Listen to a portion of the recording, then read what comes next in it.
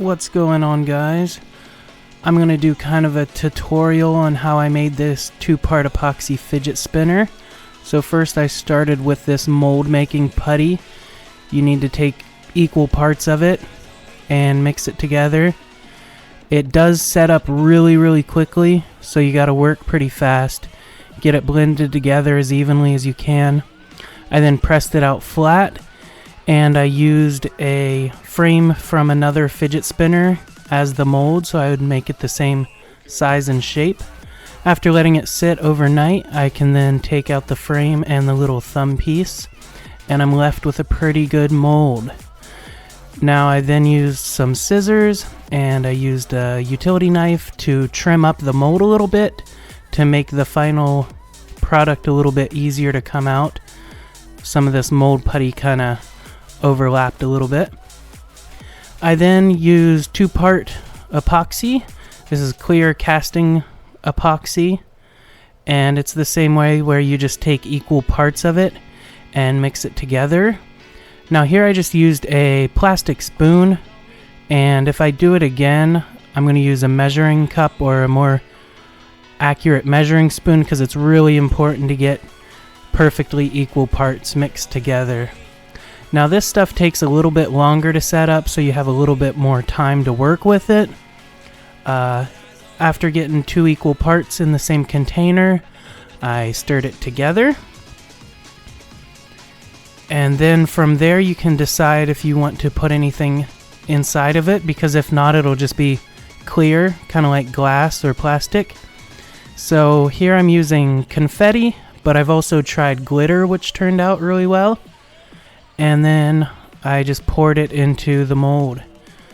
You want to be as even as you can, try to get it perfectly level. And you can see some of the confetti is kind of seeping out, so I went ahead and removed that. And then I also used a wire to move around the epoxy, make it even, and try to remove any air bubbles and get the confetti in there perfectly. I tapped on the mold a little bit, again to make sure there's no air pockets or air bubbles.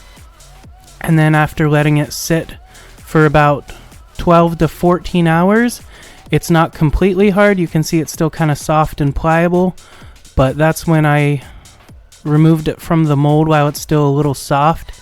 It made it easier to remove from the mold, and it also makes it easier to cut and trim it, because as you can see there's a little bit of imperfections in it that need fixed. So again, I used scissors and a utility knife to trim around the edges, get rid of any of the excess epoxy. Made it all clean and good looking. And then once you get it all trimmed and nice, and you can test fit the bearings, make sure they fit perfectly, you want to let it sit at least another day until it gets nice and hard. And then I sanded it. I started off with 400 grit, 600, then 1000, 1500, and then for the final I wet sanded it with 3000 grit sandpaper. And you can see here how it turned out, a lot smoother and cleaner. Now the little thumb caps I made didn't end up working out too well. If you pour two-part epoxy really thin, it doesn't quite set up right. It stays pretty soft. So I didn't end up using those. I kind of like the look of it without. I used 3 steel shielded bearings for the outside, and then a ceramic bearing for the middle. I think it turned out pretty cool. It's not quite perfectly balanced, but I think it spins really well, and I think it looks pretty cool as well. So I'm entering this one into Spinner Craft's contest. He has a contest. I think the judging comes up the 1st of next month, so I've already sent it to him, so I'm looking forward to see how it does there. If you haven't seen his channel, I'll go ahead and leave a link to it if you want to check it out. He's got tons of reviews on fidget spinners, and he also sells some at his website, which are pretty cool. Alright guys, as always, thanks so much for watching.